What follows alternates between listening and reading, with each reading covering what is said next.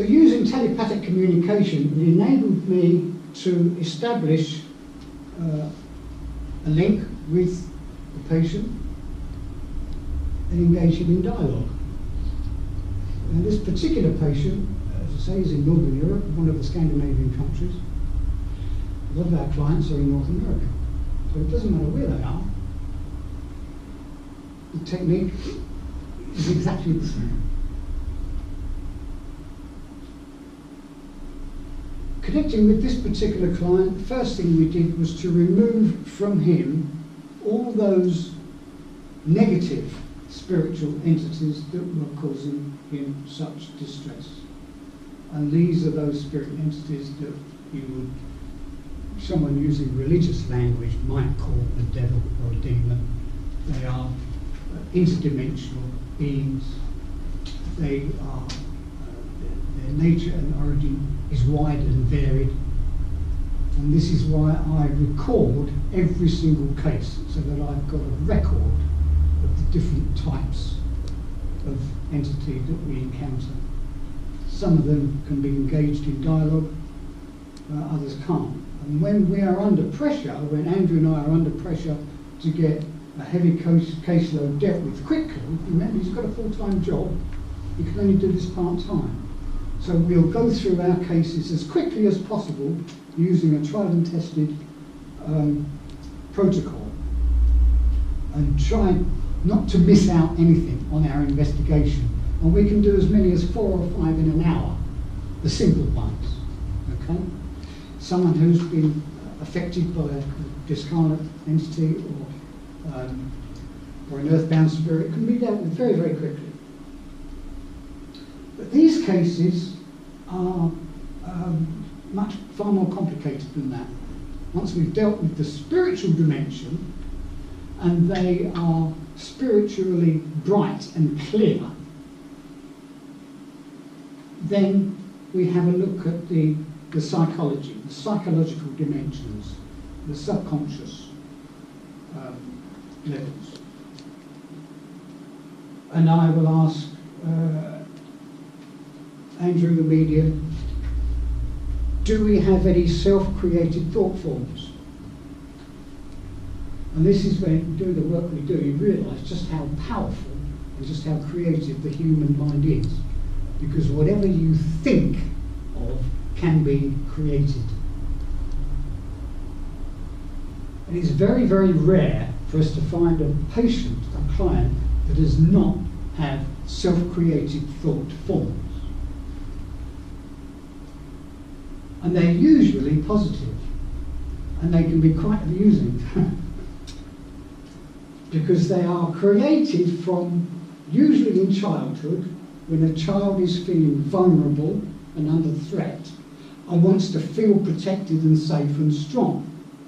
So a self-created thought form may take on the form of a ninja warrior, or a Superman, or a Superwoman if it's a female. They're powerful creations in the subconscious that are there to help. And they're very, very common. And when we discover a self-created thought form, it's usually invited to be reincorporated into the core self to give the core self the strength that it needs. The next question I ask, do we have any dissociated subpersonalities? And it's very, very rare to get a no. Because we all, every one of us, has an inner child. We all have not necessarily dissociated, but we all have levels of experience as we've grown up from childhood where a memory is retained at an energetic level, and these can all be accessed through the subliminal mind. When a person has been traumatized and one of these levels of experience has been so difficult to deal with, then they become dissociated. And this is where your dissociative disorder originates. Okay?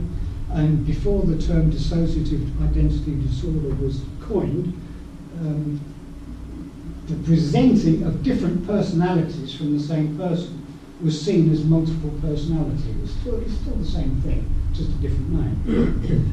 But these dissociated subpersonalities are real, they're autonomous, they do have a mind of their own, and they try to get their own way, and this is what causes confusion in the cohesion of the individual. So, by using the technique of telepathic hypnosis through mediumship, bypassing the time and distance problem, bypassing the conscious resistance problem, we can access the subliminal mind and have a dialogue with all the separate dissociated parts and negotiate their reintegration. Now, this could all be fantasy. I could be standing here telling you a load of stories, right, that are meaningless. So where does the test of the efficacy come into this? This is word for word from a client, from a person's mother. And I'll let you read it.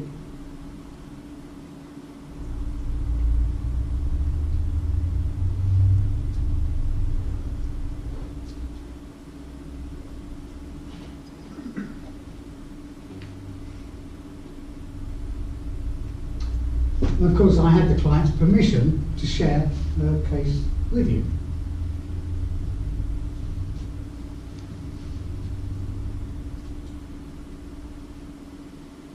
And these are my reasons for presenting this case.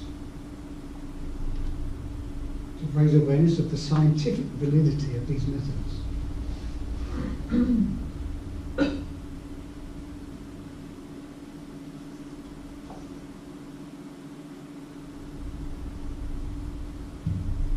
So if you can imagine, just for a moment,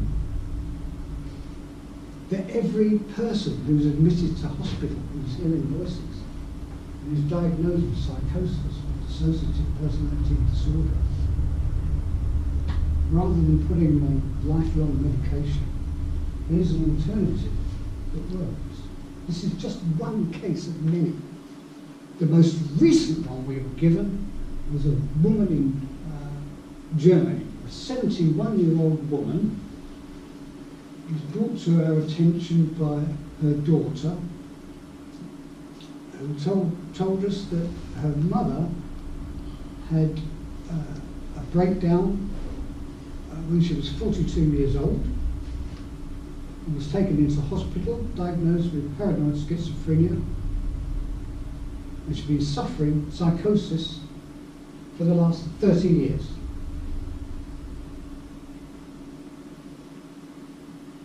And I received an email from the daughter only the day before yesterday saying, hey, guess what? My mother's just baked us a cake. The first cake she's baked for us since we were children. She's no longer drinking alcohol.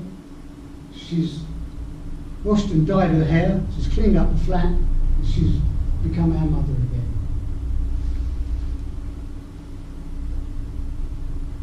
And that's from the client. So I'm very, very grateful of this, for the opportunity to present these ideas to you. What I'm looking for is a clinical institution, a university, a scientific institution, a mental hospital, anyone to take this seriously and test it. Even if only to look at the data I've got 160 cases to be reviewed. I can't review them because I'm biased. Someone asked me today, what's my success rate? I could tell you what my success rate is. I would expect you to believe it, but what I would like is for someone to come along and say, okay, let's have a look at these cases of yours from an unbiased scientific perspective. That's what I'm looking for. And then once that scientific perspective has been applied and the results can be seen, then for other practitioners to learn how to use these methods. And they're not that hard to learn. My friend and colleague here, David, he teaches it as well. So I'm going to stop talking now. How much time have we got left? You've got about 8-10 minutes. Right, so we've got 10 minutes for questions. As I understand, you're contacted by a family, for example. I'm sorry, say again. You are contacted by a family? By the family member, yeah. Who tells you of this person who needs help. Yes. So your contact is with the family. Yes. And they are open enough to trust you to use your methods to help their child, for example. So it seems, how do you measure the effect that the parent has, who now enters a period of, you might say, faith or belief, in any case, in your method, and what kind of effect they would have on the patient themselves?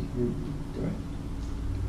Well, first of all, I don't like to use the words faith or belief in my methods. I prefer to ask the question, does it work? Is there evidence? Is your son better? Have we made a difference? And all I do, quite simply, I will record the session of the intervention.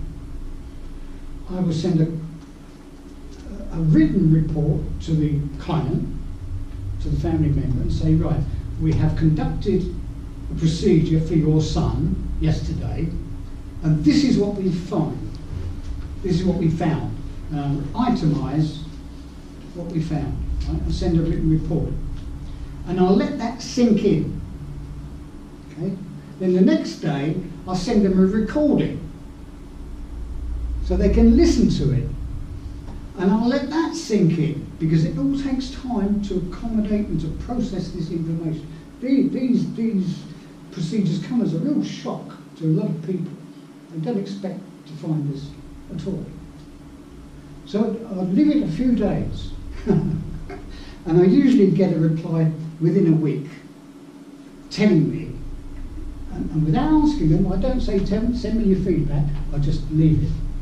Within a week, I'll get a reply saying what they say. It's made a difference. After one intervention? After one intervention. The first intervention always makes a highly significant difference. It doesn't solve everything in one go, then the process needs to continue. And this itemized list, which you just referred to, which you said, Yeah. what would be on there, for example? We will put on there what we discovered at the first pass, the negative entities, interdimensional beings that use the vulnerability of the human being for its own ends. They use us for energy. And the way this is often described to me, by some of the energies that themselves, they're intelligent. And I enter into dialogue with them, and they will say, well, you keep cows and pigs, don't you? You keep animals for food. You milk your cows, and you make cheese and yogurt, and, you know. We're just doing the same with you. We're using your energy for our sustenance. So what's wrong with that? So then we have to negotiate with them and say, well, can you go and do it somewhere else, please? Because you're making our friend sick. And they go, sometimes they'll agree and sometimes they won't. Some of the energies that are attached to people use them as incubators for their offspring. They lay eggs in human beings. Not in the physical body, in the etheric body. So then we have to ask them to take their eggs away, please. And if they refuse, then we call on the big guns and persuade them. So that's at the first level. That's at the first pass. Then we check to see if their spirit is grounded in their body properly with the earth. Because every human being is a spirit within a physical body. And anyone who has difficulty accepting that idea will have enormous difficulty accepting any idea thereafter, because that's the fundamental truth of it. That's the fundamental fact. We are a spirit occupying a physical form. And when we die, the spirit leaves the body. If the spirit is not fully grounded within the body and not in touch with the earth, there's a problem. It can't function properly. We were talking earlier, weren't we, about the spirit leaving the body before it's supposed to. And we had a case recently where a woman was traumatised in hospital. The spirit left the body, and then when it came back in, it came in the wrong way round. She was facing backwards. The spirit was facing back, so she couldn't function. So the spirit had to be taken out, turned around, put back properly.